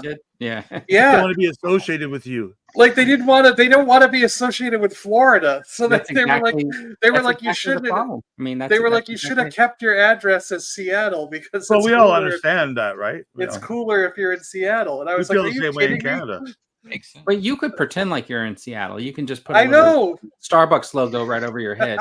Just change your ISP on VoIP or whatever. You just have to close the windows and hide all the people like high on bath salts. Yeah, hide all those shadow aliens. All right, let's do dogs. The hot or not this week's reveals. Here's what the toy companies are trying to peddle to us this week. If it's hot enough to collection or not, a definite pass. Anyways, I pulled 4 pictures, I think, off the internet. I wanted to mention Neca's open. I'm sorry, go ahead. Did you get the one I sent? Yes. 2, right? There were 2? 2 different sets. Yeah. Yeah. So the Neca Vault is opening every Monday in January at noon Eastern time. So that's 9 Pacific for Neca Vault drops. And until the stuff sells out. And last week they put up their $400 metal lunchbox that's based on it was like $300. It's sold out. It's based on the character, the cowboy character from the Django Unchained. So okay, that's what that was. Why would you pay that much for this? Because it's a metal lunchbox, isn't it? The thermos keeps your food warm all day. So perfect for having soup for lunch, I guess. Okay, sure. They had this guy came back up $99 if you were interested in a D&D dude or whatever. So that's Monday art. Got the Neca Vault because a 2-pack or a 4-pack or something. Yeah, so all their exclusive stuff, they're probably cleaning out their warehouse now. That kind of similar to what Hasbro was doing. But every Monday they are opening up their vault. Can I ask a question about the text you brought up a little bit ago? The text? Did you write that, or did you get it from their website? Because it says is a screenshot from them. It says. Now help me figure this out. It says, remember, $9.99 flat rate shipping on all domestic in stock orders, no matter how many different items you get, no matter how many items you get. Limit 1 Neca Vault product per customer. Yeah. No, one of each Neca Vault product per customer. So last week, if you had bought this lunchbox and this dude, you would have paid $10 for shipping. Oh, you could buy one of each. Okay. On John's question, though, do you think they would honor that to Canada? Because it does not say except for Canada. Domestic. Yeah, means that. But you're not domesticated. Home. No, you're not domesticated. You're a savage. I'd be in a litter box. I'm domesticated. You're a savage. You're savage. You're still wearing. You guys are still wearing loincloths and hunting with spears up there. Almost. And Jono in the chat is right. I bet you they announced at least one Vader and at least one Boba Fett and at least one more Mando and a clone trooper. That's what I said. Yeah, which is fine. Bye, Dandy. Okay, Dan. Cheers, Dan. See you next week. Okay, so then Mondo has the soft vinyl Juggernaut. It's on a timed release. I don't know when the time runs out, but probably after the show. So if you want to spend $500, I don't know how much it is. It's probably $500 because it's a 12-inch figure or whatever, I think, and it looks cool. I don't know that much about cool. it. Nobody here. Cool if it was like a little mini, like a little. Yeah, I don't think anybody here is going over to Mondo to buy this stuff, right? These prices are way too high. How do they? Even... My buddy Jay did call me yesterday. And he's like, "Oh man, on Facebook Marketplace, this guy's got like 8 of those 12-inch Mondo Masters Universe. He wants only like $1,800. I think I should jump on him." I'm like, dude, that's like buy a car, dude. Okay. So, I'm sorry. So the timed edition, it's over. Apparently, it's sold out. It was $200. I thought it still had another day. So sorry about that. Didn't mean to send anybody over to Mondo. Seems pricey. Yeah, it's like the 12-inch. It's just like those other Masters of the Universe ones that they were building. Then McFarlane pulled this out of their hat. Sofubi. Sofubi's different. Yeah. It's like jumbos. They're blow mold toys as opposed to articulated action figures. So Christian Bale, Batman, anybody? Kind of looks like Christian Bale, but not really. The new promo pics he posted today look really good. Yeah. It's neat, but I don't really need it. Nobody. I'm not a big McFarlane guy, but I thought it was kind of cool. Okay. Hold on. Here, I gotta bring this up. Okay. Is it the other Batman? So I could go online right now and buy this completely authentic vintage cowboy metal lunchbox for $32. But it doesn't have a cartoon image of the guy from the Titanic. Non-licensed. He's right there. That other one's from Django Unchained. Isn't that Leonardo DiCaprio? That was in a movie. I think that was autographed too. In a movie. Oh, look. Well, this is Bonanza then. Go get Bonanza. The Cowboys are riding right at the street. Okay, John, I got to see the Bonanza. Show me all the pictures of the Bonanza because is Hop's thing on there? Bonanza's awesome. That one's only $89. Which one of the brothers is on there? I don't know. Haas on there? Lauren Green, front and center. Adam on there? No. Or there's Michael Landon. Well, the dad, that's Michael Landon there, and that's Haas. Where's Adam? Is he the green guy? Where's the guy that worked for them? No. Here's a true story based on Bonanza, Lauren Green, and I think Joseph Bett is also from my hometown of Ottawa. My dad used to build houses when I was younger, and he built a house for the Canadian great Lauren Green. Oh my gosh! This one is Chuck Norris, the American Cowboy. Oh, how much is that? How much is that one? $42. Oh, that's I've never seen Chuck Norris play a cowboy. I'm just saying you never saw The Rifleman? I'm just saying I would much rather buy a vintage, authentic metal lunchbox for these prices than spend $500 or whatever the hell that new one was. $300. It was $300. All right, so here is the Ben Affleck version of the Batman. How many of you are running out to buy this one? The Batman, Superman. The dude bought them all, right? Probably for his new Batman. Of course, he bought it. Well, we'll see. That's good, but I'm assuming this is the 8th release of this exact same one. Maybe, but with extra pins in his elbows. I don't know. So I have like a Mafex version of this guy, and I think that one's perfect because it's a 6-inch. It fits into my regular scale. Wasn't Walker Texas Ranger basically? Yeah, basically, yeah. All right. See, like I do think that like McFarlane's figures look great. They're getting better, but there are just way too many different Batmans. Where it's like, do you really need another Batman? You know what I mean? Like, I don't. I get it. Yeah, though. I just don't. You need an infinite number one of character, right? To stand next to Boba Fett.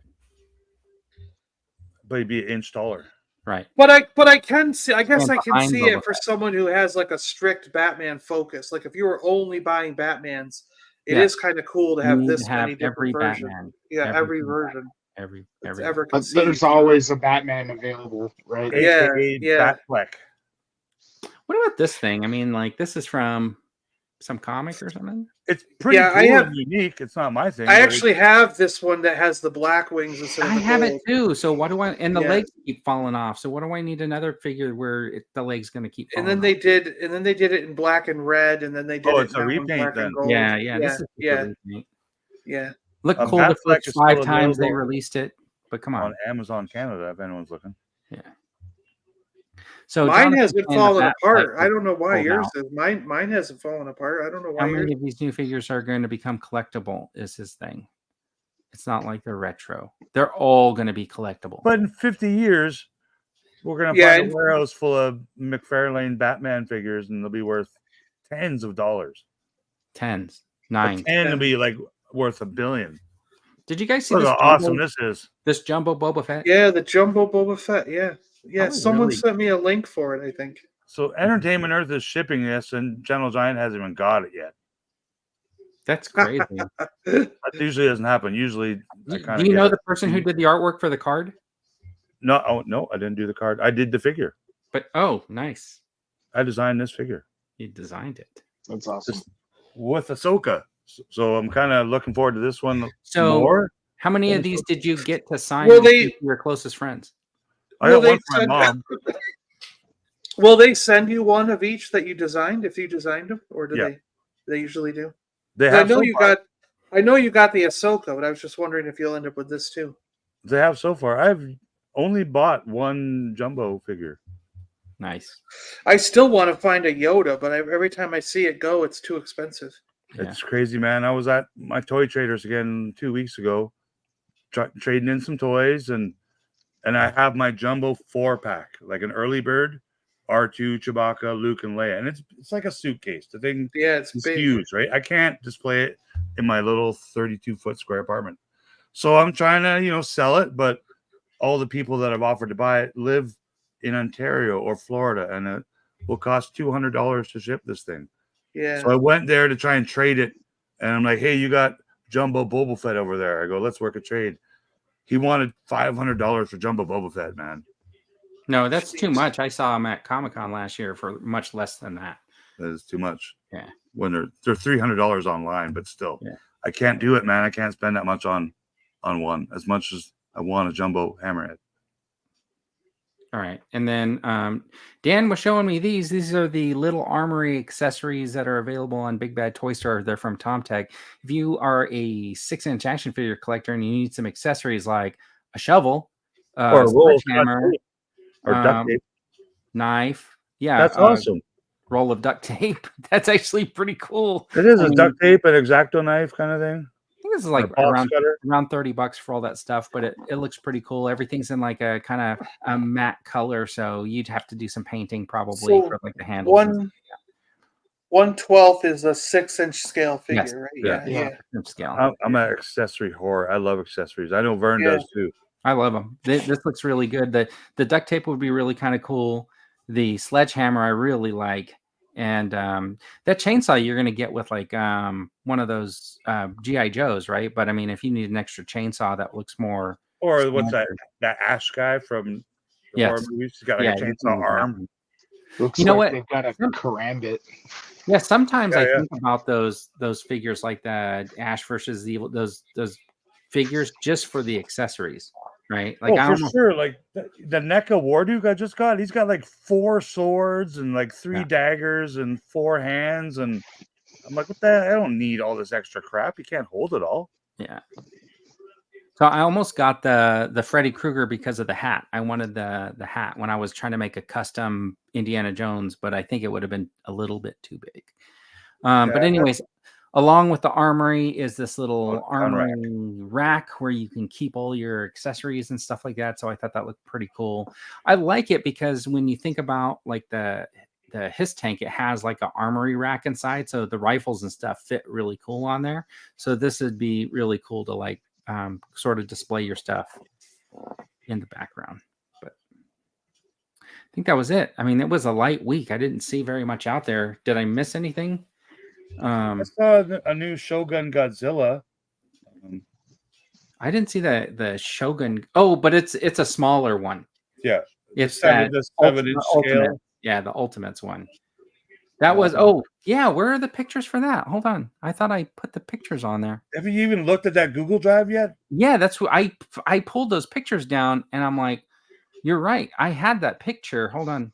I'm not going to the Google Drive. I have it actually on my computer because. And did you see that the Godzilla maker was invited to the Lucas Ranch to show off his movie? Wasn't that cool? And Dave Filoni, you can see him in photos with like a big boner and a smile, like something's happening, man. I don't think we saw the same photos, Rick. I saw the same photos. He couldn't be a happier camper, man. Like, so guaranteed there's something in the works for that guy in the future for Star Wars, whether it's some shorts or some. Are you trying to tell me they're going to do a Star Wars Godzilla crossover? No, but that guy who made this Godzilla -1, watch him make the Ahsoka. season Do 2 or the- whatever. For like $1 million, and he's going to spend Filoni only, just kind of writes it or something. You he's never going know. Well, to if they spend wanted only to- $1 million on it and be like the lowest budget Star Wars film ever Hey, made, man. and then they're going to be like, and it made $300 billion. You know? But if they want to do a kaiju, they could do the Zillow Beast, right? There you For go. sure, yeah, the cartoon, that cartoon one. Right? Yeah. Or oh no, what's that big guy voiced by James Earl Jones? Is that the Zillow Beast? Darth Vader. Is he voiced? Yeah, I think he's voiced by Darth James Vader Earl Jones. did James Earl Jones. Yeah, but he also did the voice in the cartoons of that big moose Jedi guy.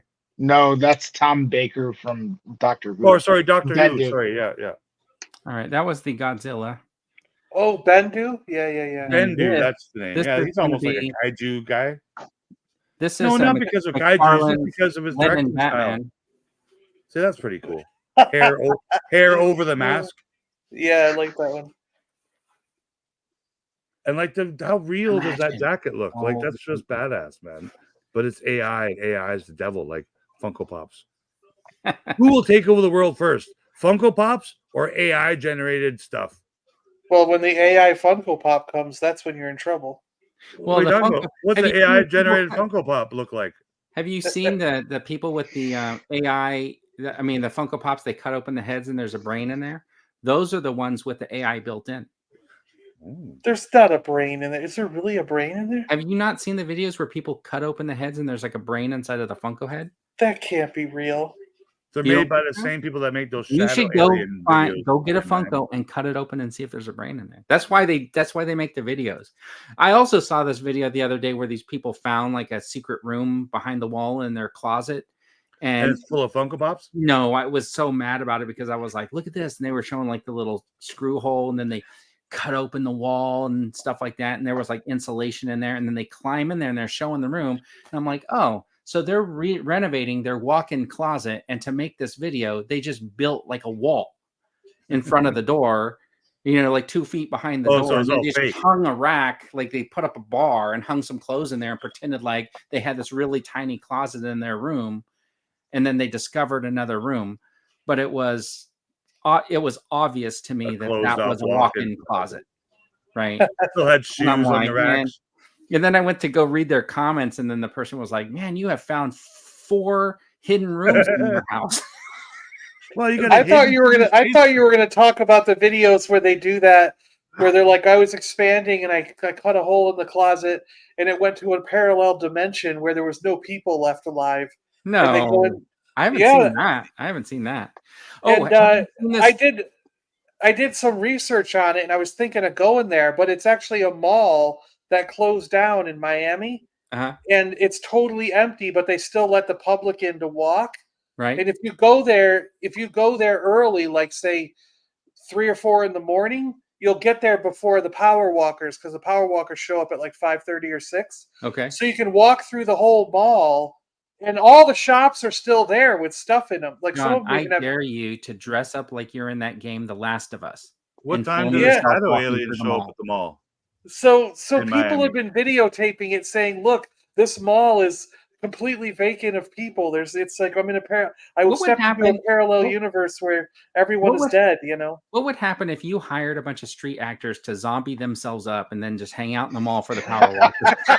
Oh, dude, Yeah. I have some It'd be like- There's a lot of really elderly people that power walk those malls. They'd probably be like, I have It'd be- some photos. No, but I don't they have just video. think it would be like your average Floridian high on bath salts trying to eat people. We used to have something here in Vancouver called the Zombie Walk, and I don't think they've done it since the COVID times kind of thing happened. But basically, thousands and thousands of people would all meet up at the art gallery downtown, get all zombied up and bloodied and ripped, and literally walk like a 10-mile like parade route through the city of downtown Vancouver, all like zombied, and Right. it was freaking phenomenal, man. I've never seen anything like it. I know they did it in other big cities in the States and in Toronto and stuff. It made the news and stuff. But They're going to do something like that here, Rick. It's zombies versus vampires. They're going to have a big thing like in July. I think it's the week of Comic-Con or the week before. So they're going to have a bunch of like people dressed up in like zombies or vampires. And then there's going to be like these digital, it's like a digital scavenger hunt type game. Okay. Like Pokemon or whatever. Yeah, to get through like the little zones or whatever. And then they're encouraging you to also dress up and pick your side. Yeah, this is totally unsanctioned. Like police came and had to stop traffic while all these zombie people were walking. But everyone was good. There was no people weren't vandalizing or robbing shit. But if you were just down there like with your grandma and all of a sudden like these 30 zombies come across the corner, it's pretty weird. Like you don't expect to see that. John, they have like these little apps that will add virtual reality stuff into video, you know, like I've seen the people where they're riding their motorcycle and then they have like the meteor shower blasting the road ahead of them. If you filmed yourself walking through that mall or film the mall, you can add stuff to the effects. Like shadow aliens? Yeah, like shadow aliens. I don't know. We're watching some blurry video on John's phone. Yeah, see, he's talking about going into it was in the future, apparently, he claims. So he went into 2027, and in that mall there's nobody in there. So he's like, all the humans are dead. They're all gone. Oh my gosh. All right. That looks like that video or that story should be covered by Dave's Dimension and the Outer Dimensions podcast, and they should cover that in their next Do You Believe It series. Absolutely. Yeah. We should super chat him thousands of dollars so he can go to the Miami Mall and film the shadow aliens. So, John, you believe that we went to the moon back in the 60s and 70s, right? See, there's the mall. See it? Yeah. John, you believe that people went what to do you the mean, moon? Believe? Right? You don't believe. It's either fact or it's not a fact. No, it's either yes or no. That it's a fact. It is a fact. I don't believe it's a fact. It's fact.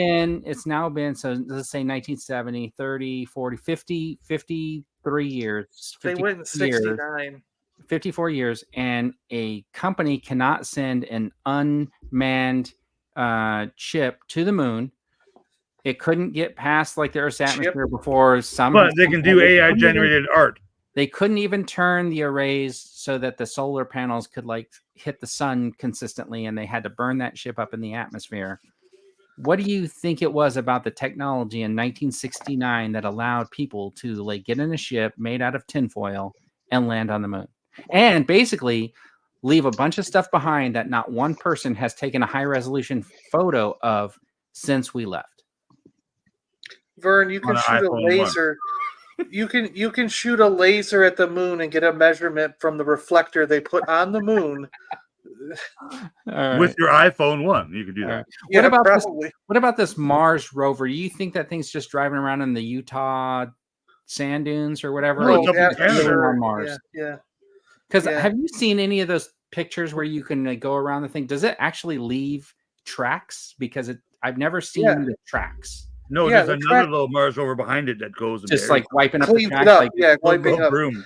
It's got a broom on it, and it's just like that's what Lack's doing up in Alaska now. Is he's prepping for the new video of the new. So we went to the moon in 1969, but I can't get Wi-Fi in that corner of my house. True. Yep. All of it. All right. I'm glad you guys set me straight. Look at Eric. Anyone pick up toys? I don't want to be like, yeah. I'll pass on these conversations because he doesn't want to tell us that we really didn't go. Gap says it's because the Earth is flat. No, for sure it is. If you fly, you know that the Earth is not flat. If you look outside, it looks perfectly flat. If you fly around the whole world twice. No. But you couldn't when do you're in in the one plane, tank you of can fuel. see there's a curve, so it's not really just flat. That's just the glass of the airplane that's curved. Yeah, the glass is curving it. Kind of like John's glasses. They got that convex or concave effect. Uh-huh. I do not endorse this conversation. It's an illusion. All right, the toy duo and flat earthers.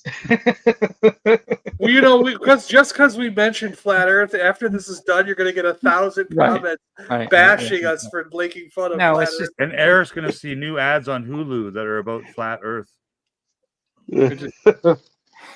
Oh, geez. And round like a pizza. Speaking Speaking of pizza, have you seen the delivery guys videos where they take one slice of pizza out and then they squish it together to make it still look like No. it's a full round piece I've been of watching pizza? this one where the dude supposedly rides up on his little roller skates and he like explains to the person through their Ring camera why he's like that they didn't really order a pizza because they got a thin crust, and so basically what you ordered was a flatbread, blah blah blah, and then he opens it and smells it and stuff like that, and he tells him you have to leave a 25% tip, and he, like it's like almost ridiculous. What I found out is those skipped dishes and all those delivery apps, like because it snowed here in Vancouver last week, and so all of Canada closed because of it. And yeah, those delivery drivers, like if they weren't closed, they just add like another 40% tax or whatever you want to call it for delivery and bad weather fee charge. That's the But I'm crazy like, I part. never knew that was a real thing until it was on the local news that these companies were charging, you know, an extra amount of money to deliver because of the snow. Domino's already adds in some ridiculous like delivery fee, right? But Domino's gives you a free emergency pizza. Yeah, but then then if you order it, you got to pay the exorbitant delivery fee, and then yes, carry out, always carry out. And then the driver still wants you to tip them. Yeah. Yeah. Let me give you a tip. Tell your boss to get rid of the delivery fee. Well, have you gone into a hotel recently? No. You stayed at one? Like, look at the bill just next for an hour at a time. Next time you happen to be at one, look at the bill, because this is what I thought was funny. They were like, they're advertising these rooms for like $50 a night, and I was like, oh, that's a pretty good deal. And then once you get there, they go, oh, and here's a $30 occupancy fee for occupying the room. Yes, and then if you brought your car, if you brought your car, here's the $25 parking fee per night, and a convenience fee for booking online. Yeah. It's you like turn the TV on, that's an extra $10. Oh, you want? So I told the guy, I was like, $20. I was like, so this room isn't $50 a night, it's $80 a night because there's a $30 occupancy fee. And he's like, no, it's $50 a night. I'm going, but you're charging me $30 to occupy it. What if you told them that you weren't going to sleep in it? I wasn't going to occupy the room. Yeah, I'm just getting the room. I'm not really going to occupy it. I just pay the $30 if in case after in cash. I might not come back. I might just want to rent the room, and that's the dumbest thing. Anyways, you guys got any ideas for something to talk about next week? Or should we just wait and see how the week unfolds? Because we'll probably have to talk about what happened on Monday, right? Is it Monday or is it Tuesday? Or Tuesday, the 23rd, for the thing. But if you can hack into Hasbro's home base, you can probably watch them film it Monday. Oh, maybe Doomcock will have it. Yeah. And then we'll have to talk about what's new and what's coming out. Yeah. All right. So we'll work on that. Okay. Well, we kind of talked about the AI. Eric, what are you working on for your channel this week? Oh, nothing. Let me check. Nothing. The same as last week. Jeopardy tomorrow. And Jeopardy tomorrow, and I'll be at the house, so we'll be doing it at the house. And do we have buzzers, or is this? It's going to be raise hands. I have toyed around. There is a buzzer system that connects to the website that I'm using for the Jeopardy Labs. Mm-hmm. But when I tried using it on this, it was very cumbersome, and it wasn't like you'd hit the buzzer, and then I'm watching it online, and then it would be like there's some latency. Yeah, and it would be like so. I'm not convinced that everybody would be the same speed. So you might click it, and then Rick's buzzer goes off, and you're like, I clicked it. We'll see Eric do this, and then Rick's buzzer will go, and then Rick will go, like, we'll see Rick do that. You know what I mean? So I'm not convinced it'll work. So we're just doing raise hands. Okay. So are you guys going to do any trash talking before we get out of here? Eric's going down. I probably am. Eric's like, I don't disagree. Eric's like, I'm gonna fall. I'm going down in 3 I don't know. seconds. I don't know if Eric understands what trash talking is. Funny, I've been watching lots of wrestling on the YouTube. It's funny for 5 minutes at a time. It's fun.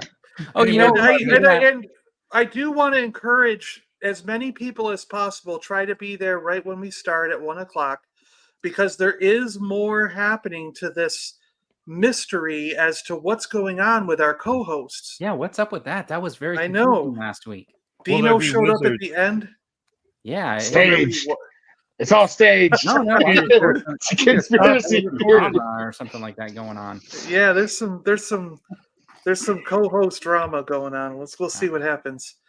Wrestle. But I do have a couple things I'm working on, because I've noticed over the last couple weeks to 3 or 4 weeks here or so that to my surprise, I was told to look at a few Transformers because the prices are coming down. So I started doing some research on it, and I'm making a video on another affordable Transformers video coming out soon, where, a lot of Transformers have come down from some of them that were $200 like a year or so ago are now under $50. Wow. And my question is it because of Temu and the wider use of those websites, because those Chinese reseller websites, because the like I bought the 5 Dinobots from Temu, and I bought Shockwave, the purple gun, and I actually brought some of the Dinobots so I have a bunch of Transformers I've had since I was a kid. I have some that I bought through the years that are in really, really nice shape. They're almost looking brand new, but I know they're authentic vintage because either I've had them that long or I bought them in the 90s and I've had them since then at least. And I brought them in with some of the Dinobots that I bought off Temu. And I asked the guy at the store, I said, can you tell me which ones are vintage and which ones are bought off of this Chinese app called Temu? And he sorted them out. He was looking at them. He was using a little eye loop to look at the dates, and he was looking at different things around him. He was sorting them out, and he put the Dinobots in the authentic vintage pile. So he didn't know. And I bought them off Temu. He could not tell. You know what I mean? So when I told him, he was like, "Holy crap! I would have bought these thinking they were real." And he's like, "So," he goes, "I'm gonna just, I agree with you. There's no way to tell." You don't think that they're just real, like maybe like old stock that they just happen to have over there? No, they're running a factory right now making them, because every once in a while you'll see Temu runs out of stock, then they get more. They'll get another shipment of like 50 or 60. Tricky. But the date stamp is the same. It's just Takara Tomy with a date stamp, and then it'll say Hasbro with the 84 or 85 date stamp, depending on when you're working on a video to expose the entire. Well, all I'm trying to say is that I think because of Temu, it's a good time to purchase a lot of vintage, because I think the authentic vintage prices are coming down because it's either because the Temu price, like say you could buy it new in a Temu box for $70, $60 or something. So the vintage one has come down to about $60 also, because I think people are just buying them and they don't care or something. Like, that's my question, is why has the price come down to pretty much match what a Temu one is on an authentic vintage? Or is it that people are afraid to pay more than Temu prices for an authentic vintage because you actually won't know if you're getting an authentic vintage or a Temu? Do you know what I mean? Yes. So why pay more than Temu prices if you're not sure you're going to get an authentic one? Do you know what I'm saying? Yes, that makes sense. And then the other video I'm working on is carded Star Wars figures, because I found a good 20 or so Return of the Jedi figures that are now under $100 each, and so I'm doing an affordable carded Star Wars figure, like mint on card video, because a couple years back you couldn't do that video. None of them were affordable with the lockdown, but now there's a good number of them. I think come way down in price. Tire breaking, like you need to do an investigative piece on this whole thing. I think you need to You should go to travel China. over to China or Singapore or whatever to film at the factory and see what they're doing. I think you need to have some like those interviews with people where they're all shaded out and their voices are changed, explaining the whole thing. If you need somebody to sit in and be the person that you're interviewing that's all shaded out with your voice change, I can do it. Okay. And then you could say this person is really from a factory or whatever. And then, but like a whole explosive report on the thing. All right. We could do it. Yeah. All right. So GeForce is saying it right here in 15 minutes. The Culture Cast is coming back on Brian's Action Figure Reviews. I put the link in the chat if you guys are watching the show. So we usually do 2 hours. We're going to wrap up now. Toy Jeopardy tomorrow. Make sure you check out those guys' stream. You got about 15 minutes to take a break if you're still watching us. Grab some food, sit back, listen to those guys. We didn't do a lot of like language on this show, but I'm sure that you'll get all your language later. And Rick tries to, but I'm holding it back. No, it's going to be fun. They haven't actually done a stream in a while, so let's make sure we check that out. And we want to thank everybody for joining us on the Toy Duo this week. And little did you know that all of us are AI this week to go along with the theme. We'll be back live next week to talk about. I wasn't AI today. What are you talking about? You were the AI CBT 6.0, and Rick is still selling his pin sets. His Slime Lord pin set is now shipping. That is the new Jabba the Hutt that stands up on its own with its like super fancy cardboard box. It's shipping. It'll be perfect. It'll work. My engineering skills here. Look at that. You will get a free paper clip. That's amazing. To help hold it up on the box. The ingenuity, man. And I had to hire 13 engineers to figure that out. And I think this week, Eric is on track for uploading his 1 millionth video to YouTube. So let's make sure we check that out. All right, everybody. It's going to break the internet. Thanks for tuning in, everybody. See you next week. See you tomorrow. Bye-bye. See you in about 15 minutes, actually, in chat. Yep. Toys.